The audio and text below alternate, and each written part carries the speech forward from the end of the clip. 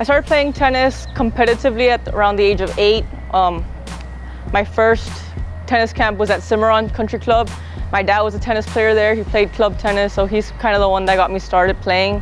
When I was about 9, I started playing USTA tournaments, which is the United States Tennis Association, to compete and get that experience, and I loved competing, and that's probably why I was always so driven to continue playing, because I love the competition. I played for Roma High School. I was on the varsity tennis team for 4 years. I was 72-0. I was very lucky to have the career I did at high school, and I transitioned to college, walked on as a freshman in the fall of 2012. It was my first taste ever at college tennis, being very fortunate to playing Division I, representing the Valley, and it was amazing. It was just, I was living my dream. I first tore my ACL as a sophomore in high school during a varsity basketball game. I missed out my whole tennis season as a sophomore in high school, which was a huge setback for me.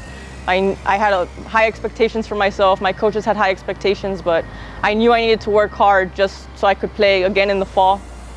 That was around February that I had surgery, and I was ready to go in August to play competitive tennis again. Knowing that and having that happen to me again my junior year in college, I knew exactly what type of work I needed to put in order to be ready to compete again.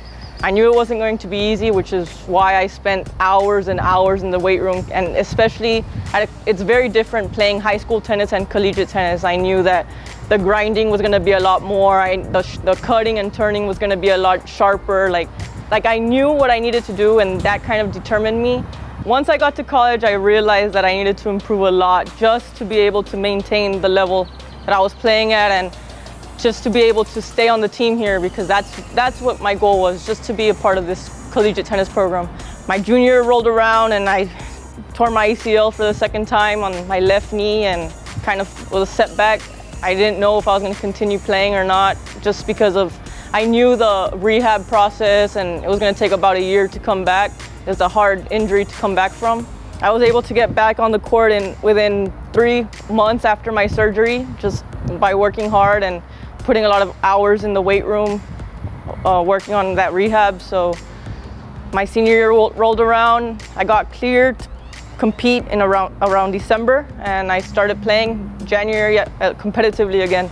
And we're very fortunate to win the WAC tournament last year. I mean, we worked really hard for it. It was the perfect ending to my senior collegiate career, and I couldn't have asked for a better one. So last year was kind of a special year, winning the WAC tournament. We had 7 players on our team that were healthy to play. We had one that had a torn ACL as well, that was still not healthy enough to play, unfortunately. But I guess a huge part of it was for me being on the sidelines was just encouraging my teammates.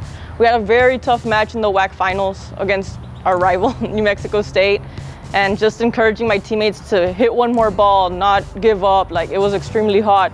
Little things like that I think really helped my teammates pull out the win. My original plans after graduation was just to get my master's. I wasn't planning on coaching at all or anything.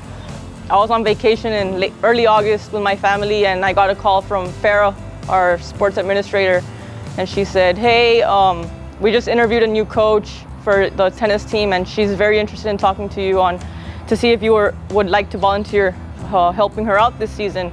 And I said, sure, give her my number. You know, I came from my interview in middle of August here, and I loved everything about the school and the department and the administration. One of my big concerns was I was coming from a school where there was another coach, and so Farah had mentioned that Julia had just graduated and was looking to possibly be a volunteer assistant coach.